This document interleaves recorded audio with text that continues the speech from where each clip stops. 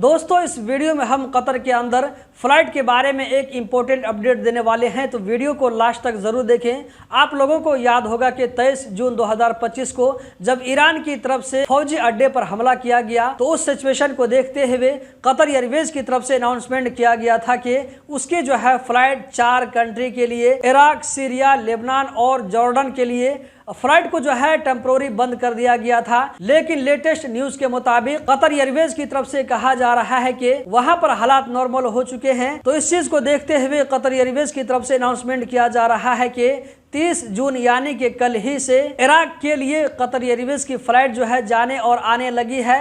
इसी तरह लेबनान और जॉर्डन के लिए 1 जुलाई यानी कि आज जो मैं वीडियो रिकॉर्डिंग कर रहा हूं, तो आज से जो है लेबनान और जॉर्डन के लिए कतर एयरवेज की फ्लाइट ओपन हो चुकी है। इसी तरह यहां पर कहा जा रहा है कि सीरिया के लिए 6 जुलाई 2025 से फ्लाइट ऑपरेशन जो है चालू हो जाएगा। शुरू में जो है ये डेली 2 फ्लाइट होगी, जबकि सीरिया के लिए 6 जुलाई 2025 से फ्लाइट ओपन हो जाएगा। इसी के साथ साथ यहाँ पर कहा जा रहा है कि 15 जुलाई के बाद से डेली सीरिया के लिए 2 फ्लाइट का ऑपरेशन होगा।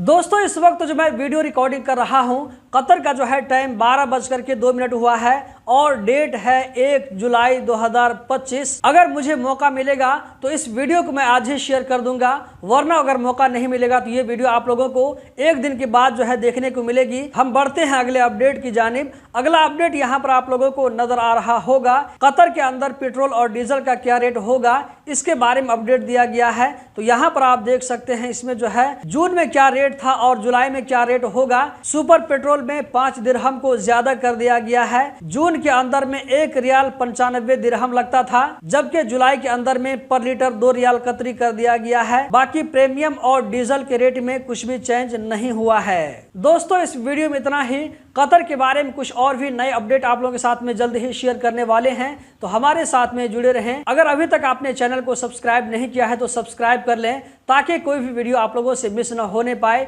वीडियो को लाइक करना ना भूलें। बहुत बहुत शुक्रिया।